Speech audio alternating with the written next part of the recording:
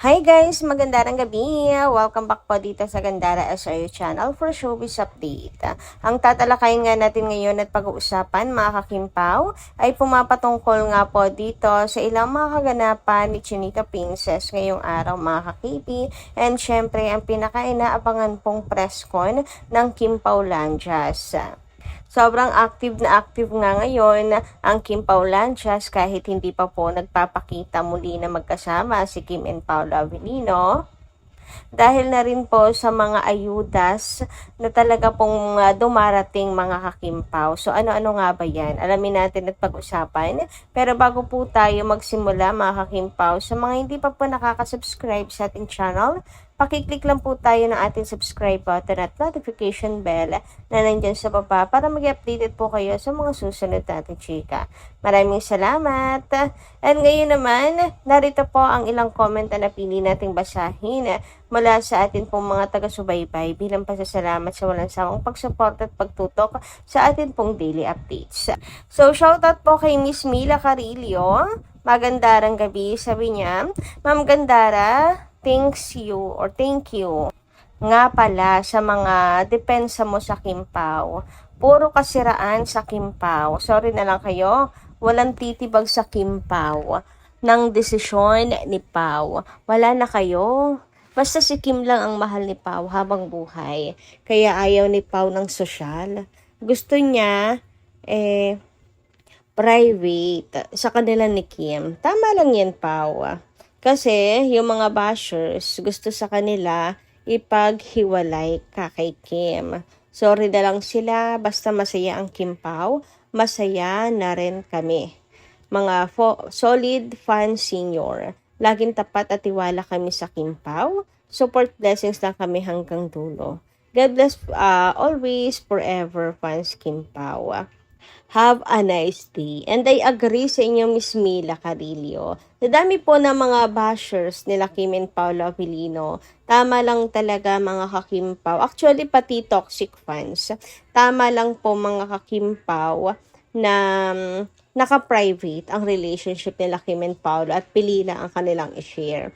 Kasi hahanapan po yan ng butas. Yung tipong ang healthy ng relationship nila Kim and Paolo Avellino. Pero pag-aawayin po ng pilit, hahanapan ng mali para magmukhang masama si Pau at magmukhang masama si Kim.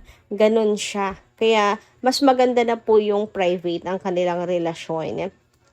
And even the toxic fans, mga kakimpaw, hindi nawawala yan. Meron talaga yung konting kibot, napapansin po agad na para bang ang laki agad ng pagkakamali, mga kakimpaw, na para bang may pananagutan si Kim at si Paolo sa mga fans, parang gano'n na bakit hindi mo to ginawa?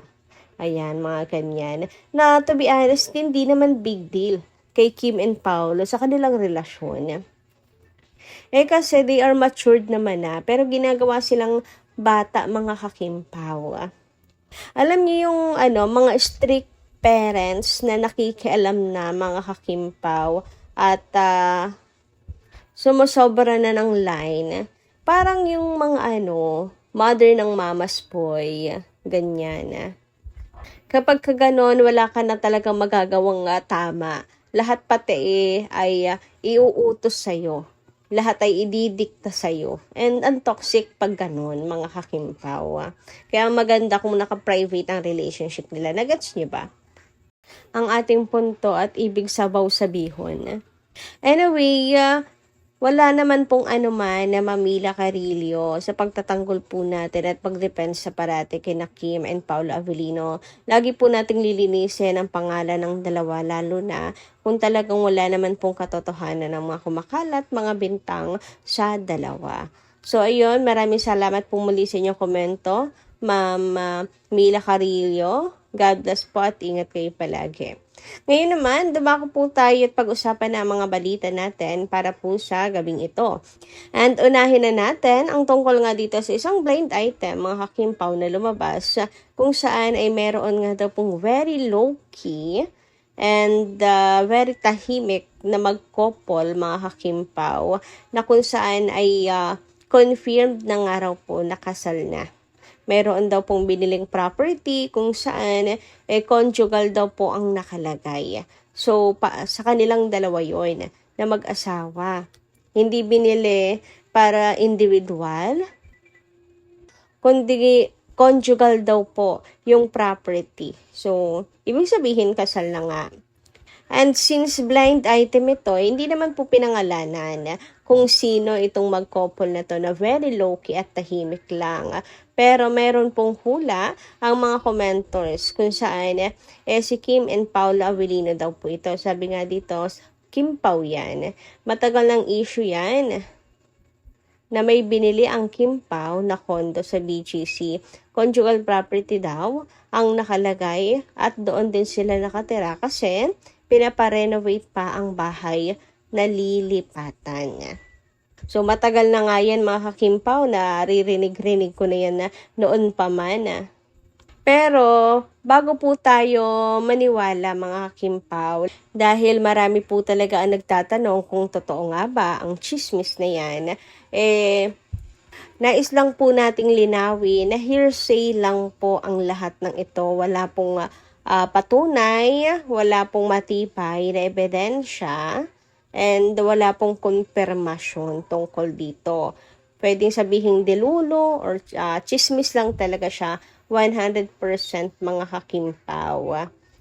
Kasi yung iba pinaniniwalaan na talaga ito, as in hindi na lang siya chismis para sa isip ng mga tao, kundi yung ibang fans ay talagang ito na yung nakatatak sa isip nila na katotohanan. So, nais po nating sabihin at linawin, klaruhin na chismis pa lang po yan at wala pa pong patunay. Antayin po natin. Kasi kung totoo naman yan, lalabas at lalabas ang katotohanan. Tulad na lang ng mga dilulos ng Kim Pao Lanchas, na lumabas din po ang katotohanan kasi nga totoo. Ngayon, kung ito po'y totoo, yung chika na yan, tungkol sa biniling property na conjugal, na magkasama na, magka-live-in sa isang condo dahil hindi pa tapos yung pinaparenovate, etc. Lalabas din yan. Pero kung hindi, mga ka-Kim Pao, wala. Mababaon na lamang po yan sa lupa. Makakalimutan na lang at lahat-lahat. Kaya hanggat walang kumpirmasyon, mga ka-Kim Pao, wag po agad isa-isip na totoo po ito. Happy fangirling lang po tayo dito, no? Good vibes lang po parate. Samantala, next topic naman tayo ngayon mga ka-Kim Pao, at ito nga po ay tungkol sa pagpasok ni Chinita Princess sa It's Showtime kanina. Yes po, present muli ang ating Chinita Princess sa Showtime, kung saan ay napansin nga po agad ang pagiging glowing and fresh ni Chinita Princess, as in super fresh lang ni Kim. And ang pinaka-inaabangan of course na OOTD ng isang Kim Chu Avellino. Hindi, Kim Chu lang pala. ng isang Kim Chu, our queen na Prinsesa Chinita mga ka-Kim Pao. Kasi nga naman si Kim ay super ganda po parate ng mga kasuotan, and lahat po ng isuot niya ay bagay po talaga sa kanya mga ka-Kim Pao. And meron din kasi inaantabayanan ng mga fans kasi nga lagi daw pong maluwag ang suot ni Kim. But anyway, napakaganda ng suot ni Chinita Princess kanina. Naka-white po siya and super fresh nga po ng kanyang makeup. Ito yung mga gusto kong makeup look lang ni Kimi, hindi matured, very sweet lang ang atake, na parang teenager and Gen Z lang ang peg. So marami nga po nakapansin ng beauty ni Kimi na ang sarap nga daw po sa mata mga ka-Kim Pao. At siyang tunay na gustong-gusto ng camera mga ka-Kim Pao. Kasi yung iba diba ang pangit sa camera pero maganda sa personal. Pero si Kim ay super ganda in person at saka sa camera talaga. So sabi dito mga ka-Kim Pao, Kimi looks so beautiful earlier on It's Showtime. She has this glow lately that just makes you smile and feel genuinely happy for her. Sana all just sees that and lets her enjoy her happiness. Happy weekend! And syempre, alam naman natin mga kakimpaw na ang atin pong glow, ang atin pong presensya, ay may kinalaman din po talaga sa kung gaano ka-happy ang ating heart. Kaya nga yung iba kahit pinipilit pong nakangiti ay kitang-kita mo na may lungkot. Kaya itong si Kim, for sure, ay super happy talaga ng kanyang puso ngayon. Ay, talaga naman. So, sabi nga dito, Kimi is glowing because she is at peace. She is in a happy place. She is contented and she is grateful. Ganun talaga pagpuno ng pagmamahal. O, diba? Yan ang katotohanan, mga kakimpaw, sa likod po ng pretty face and glowing and fresh na Chinita Princess. Totoo naman din talaga, mga kakimpaw, diba? Grabe, pag tinitingnan ko si Kim, na ay nakaka-inlove at nakaka-inggit din at the same time. Kasi in her 30s, grabe naman ang face. Oy, di ba? Never decline. Super ganda talaga as in. Hindi halatang 30s na si Kim. Papaano mo aakalain na siya ay 30 plus na, mga kakimpaw, kung ganyan ba naman kaganda. Samantala, dumako naman tayo ngayon dito nga po sa pahayag ni Chinita Princess, mga kakimpaw, kung saan sabi nga ni Kimi na marami man nga siyang pinagdaanan ay magiging sulit naman kung ikaw ang hantungan. O diba, mga kakimpaw, nag-trending yan. Aba, syempre, ang katanungan nga po dito, mga kakimpaw, is sino ang tinutukoy ni Kim Chiu dito? Palagay niyo, mga kakimpaw. Aba, syempre, kung tayong tatanungin, di ba? Si Paolo Avellino. So, sabi nga dito, kilig na kilig ang madlang people sa naging pahayag ni Kim Chiu sa It's Showtime. Marami man akong pinagdaanan, pero magiging sulit kung ikaw ang aking hantungan. Huy, napakaganda. Dahil dito hindi napigilan ng Kimpaw fans na iugnay ang nakakakilig na mensahe kay Paolo Avellino. Ikaw na nga ba ang tinutukoy na hantungan, Paolo? Ay, pakisagot yan, Pao. Charot. Kaya siguro si Meme Vice ay may paghamon kay Paolo Avellino na pakiconfirm naman kung siya ba yun tinutukoy dito ni Kimi. Anyway, isa pa, mga kakimpaw, sa atin pong pag-uusapan ay tungkol nga po dito sa pelikula nila Kim and Paolo Avellino, kung saan ay aabangan daw po ng lahat ang press con. Sabi dito, abangan sa press con ang pelikulang A Perfect Marriage na dinedirect ni Dan Villegas at produce ng Quantum Films na target isali sa Metro Manila Film Festival sa Desembre 2026. So, ayan, nakapaloob po yan dito, mga kakipi. Anyway, balik tayo sa atin pong pinag-uusapan, mga kakimpaw.